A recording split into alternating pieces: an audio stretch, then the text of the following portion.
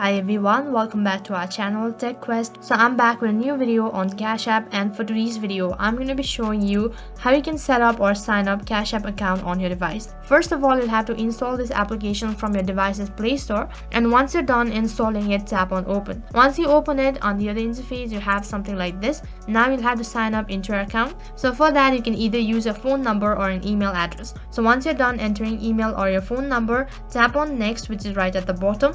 So after that you have to enter the verification code that will either be sent through your phone number or an email address. After you're done entering the verification code, tap on next. So after that you have to enter the zip code, and once you're done, tap on next.